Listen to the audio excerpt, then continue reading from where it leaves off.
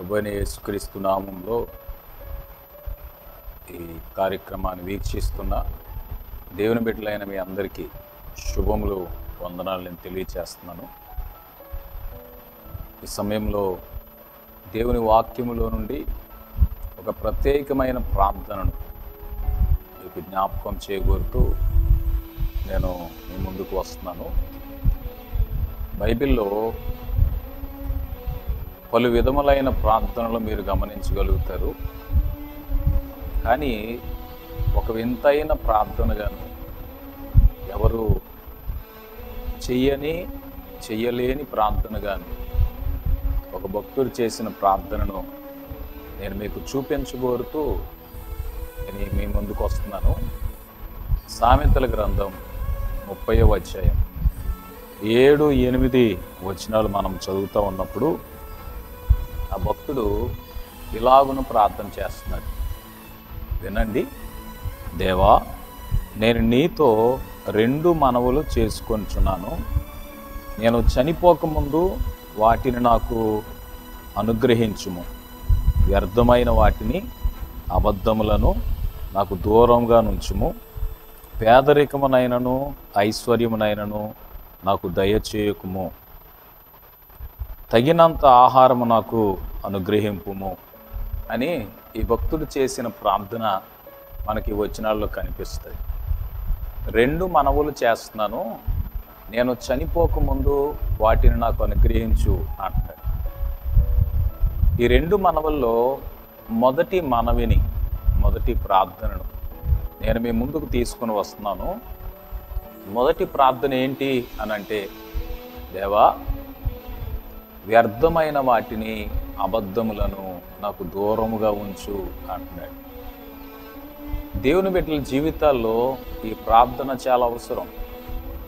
ఎందుకు అనంటే, వ్యర్థమైనవి, అబద్ధములు దేవుని బిడ్డల జీవితాలలో ఉండకూడదు. వాటితో పనే లేదు. అందుకే 4వ కీర్తనలో కీర్తనకారుడు ఏమని మనల్ని అడుగుతూ ఉంటాడంటే, 4వ కీర్తన మీరు 2వ వచనాన్ని చదువుతూ ఉంటే దేవుని మాటలు ఇలాగ మనకు కనిపిస్తాయి. నరులారా, ఎంతకాలము నా గౌరవమును అవమానముగా మార్చెదరు? ఎంతకాలము వ్యర్థమైన దానిని ప్రేమించెదరు? ఎంతకాలము అబద్ధమైన వాటిని వెదకెదరు? ఈ మాటలు గమనించండి. ఎంతకాలము వ్యర్థమైన వాటిని ప్రేమిస్తారు, ఎంతకాలము అబద్ధమైన వాటిని వెతుకుతారు అని చెప్పి దేవుడే తన బిడ్డలను, తన ప్రజలను ప్రశ్నిస్తున్నట్టుగా ఈ మాటలు మీరు చూస్తారు. దేవుని బిడ్డలై ఉండి వ్యర్థమైన వాటిని ప్రేమించేవారిగా, అబద్ధమైన వాటిని వెదికేవారిగా ఒకవేళ చాలామంది ఉన్నారు. అందుకనే ఈ ప్రార్థన దేవుని బిడ్డలకు చాలా అవసరం. వ్యర్థమైన వాటిని, అబద్ధములను నాకు దూరముగా ఉంచు అని చేయాల్సిన ప్రార్థన దేవుని బిడ్డలకు చాలా అవసరం.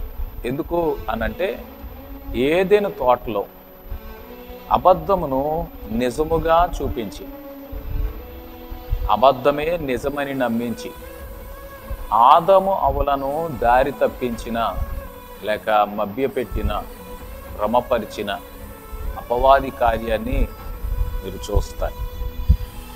ఆదికాండము 3వ అధ్యాయంలో సర్పము యుక్తి గలదై ఉండి ఆదాము అవ్వలను మోసపుచ్చినట్టుగా మీరు చూస్తారు. నిజమే, ఈ లోకము అబద్ధమునే నిజముగా చూపించి, అదే నిజమని నమ్మించి దేవుని బిడ్డలను కూడా దారి తప్పిస్తున్న పరిస్థితులు ఈ రోజున లోకములో కనిపిస్తున్నాయి. అందుకని దేవుని బిడ్డలు అబద్ధములను, వ్యర్థమైన వాటిని దూరముగా చేయి ప్రభువా అని ప్రార్థన చేయవలసిన అవసరం ఎంతైనా ఉంది.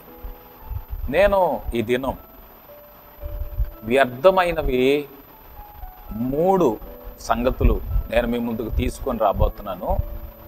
మొట్టమొదటిగా మత్తయి సువార్త 6వ అధ్యాయానికి మన బైబిల్ తెరిస్తే శిష్యులు మాకు ప్రార్థన నేర్పించు అని యేసు ప్రభువుని అడిగిన సందర్భం మీరు ఆ వచనాల్లో చదువుతారు. శిష్యులు మాకు ప్రార్థన నేర్పించు అని యేసు ప్రభువుని అడిగినప్పుడు ఆయన చెప్పిన మాటల్లో మీరు ఈ మాటను గమనిస్తారు. ఏంటది అని అంటే, ఆయన ప్రార్థన చేసినప్పుడు ఇలాగున చేయమని చెప్తున్నారు. మీరు మత్తయి సువార్త 6వ అధ్యాయము 7వ వచనాన్ని చదివి చూస్తే, మీరు ప్రార్థన చేయనప్పుడు అన్యజనుల వలె వ్యర్థమైన మాటలు వచింపవద్దు, విస్తరించి మాట్లాడుట వలన తమ మనవి వినబడునని వారు తలంచుచున్నారు అని యేసు ప్రభు చెప్పారు. మీరు ప్రార్థన చేసినప్పుడు వ్యర్థమైన మాటలు వచించొద్దు. ప్రార్థనలో ఈ భక్తుడు ఏమడుగుతాడనంటే, వ్యర్థమైన వాటిని, అబద్ధములను నాకు దూరంగా చెయ్యి అంటున్నాడు కదా. అసలు ప్రార్థనలోనే వ్యర్థమైన మాటలను లేకుండా చేసుకోవటం ఎంత అవసరమో యేసు ప్రభు నేర్పిన ప్రార్థన మనకు నేర్పిస్తూ ఉంది. అవును, ఈ రోజుల్లో వ్యర్థమైన వాటి కొరకు ప్రార్థన చేసేవారు, వ్యర్థమైన మాటలు చెప్పి ప్రార్థన చేసేవారు, వ్యర్థముగానే ప్రార్థన చేసేవారు ఈ రోజుల్లో ఎక్కువ మంది ఉన్నారని అనుకోవాలి. మనం ప్రార్థన చేసినప్పుడు వ్యర్థమైన మాటలు వచించకూడదని ప్రభు నేర్పిస్తున్నారు. ఈ వ్యర్థమైన వాటిని నాకు దూరంగా చేయి, ఈ వ్యర్థమైనవి నాకు వద్దు అని మనం ప్రార్థన చేయవలసిన అవసరం ఎంతైనా ఉంది కదా. వ్యర్థమైన మాటలు ప్రార్థనలో చెప్పకూడదని ప్రభు నేర్పిస్తున్న ప్రార్థనను మనం నేర్చుకొని అవసరమైన వాటి కొరకు అవసరమైన రీతిలో ప్రభువుకు ఇంపైన ఇష్టమైన రీతిలో ప్రార్థన చేయటం ఎంతైనా అవసరం కదా. అందుకనే వ్యర్థమైన వాటిని నాకు దూరంగా చేయి అని చెప్పిన భక్తుని మాటను బట్టి, ఆ ప్రార్థనను బట్టి మన ప్రార్థనలో మొదటిగా వ్యర్థమైన మాటలు వచించకుండా చూసుకోవాలి. రెండవది మత్తయి సువార్త 15వ అధ్యాయము 6-7 వచనాలు మనం చదువుతూ ఉంటే ప్రభువు అక్కడ మాట్లాడుతున్న మాటను గమనిస్తాం. మీరు మీ పారంపర్యాచారము నిమిత్తమై దేవుని వాక్యమును నిరర్ధకం చేయుచున్నారు వేషధారులారా. ఈ ప్రజలు తన పెదవులతో నన్ను గనపరచుదురు గాని వారి హృదయము నాకు దూరముగా ఉన్నది.